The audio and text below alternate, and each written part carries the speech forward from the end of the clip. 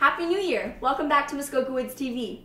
So as you may know, we've had some serious traffic on our 2 Jonas Brothers episodes, and even some requests to interview Demi Lovato. Well, good news guys, we did in episode 1. So we thought we'd rebroadcast PJ's interview with Demi so you guys could all check it out. Here it is, enjoy! Hi Demi, my name's PJ and I'm from Muskoka Woods TV. So do you mind if I ask you a few questions? I don't mind at all. What were the differences for you between filming Camp Rock and Camp Rock 2, The Final Jam? Well, the differences were the first movie, I was very nervous. It was my first movie, and I didn't know a lot of people, so when I came into it, I didn't know what to expect. But the second time around, I had more friends, and I was more used to being on camera, and I just had more fun with it. That's good. While filming Camp Rock 2, did you create any special friendships with any actors that you didn't know before? Yes, I did. There were 2 new actors to the movie, Chloe Bridges and M. who is Matthew Finley. He goes by M. And also a lot of the dancers I became close with. So I made friends on Camp Rock 2 more than I expected.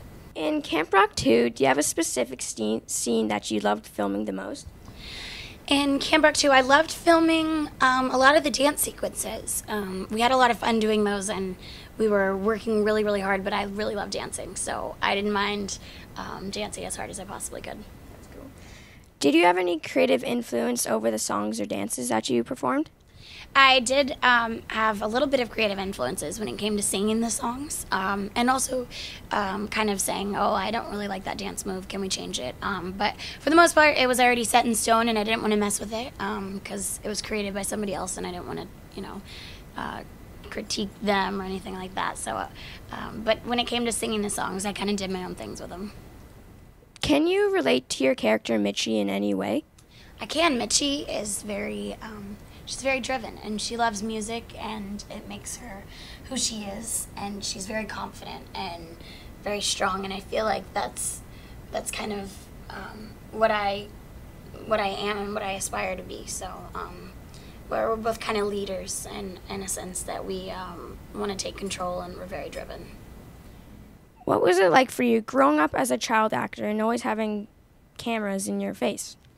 Well, I started at a fairly older age. When I was 15 is when all the cameras started coming in. I was younger when I did Barney and commercials and stuff, but I still lived a pretty normal childhood. And I lived a pretty normal childhood, and it wasn't too out of the normal. And I've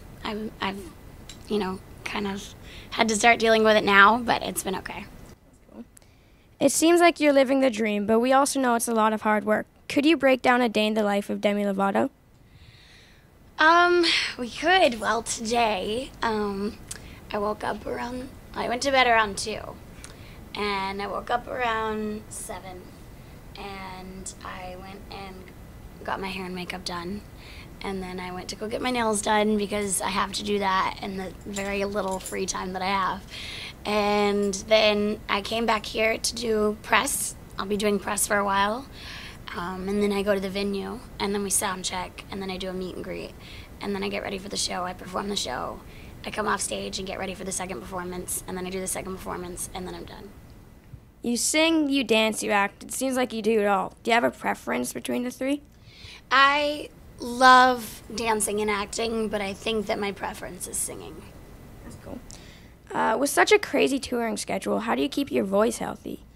Well, as you can probably hear it right now, it's a little raspy. I just make sure that I stay up on my allergy medicine, because that's something that with traveling and things like that, it really affects my voice. And also just try and get as much sleep as you possibly can, because sometimes when you don't get enough sleep, you don't rest your vocal cords like they needed to be rested. So it's held up pretty well this tour. I've been really excited. It kind of took a while to get used to in the first part of tour, but now I'm just tired. The vision at Muskoka Woods is to inspire youth to shape their world. We think that there's no one on this planet right now that has more influence over the young generation than you do. Is there a message you could give to your dedicated fans to help shape their world? That's incredible. Thank you guys so much. If I could give them one message, it's to just, of course, follow your dreams and everything, but also not only love yourself, but love your neighbor, and just keep being awesome. Yes, I haven't really thought about that before. One of my platforms that I want to stand up for is to tell the young girls out there that they're beautiful and that they should always feel confident. And so I guess to all the girls out there, you're beautiful. That's really nice. Thank you very much for coming out, and have a really good day. Thank you.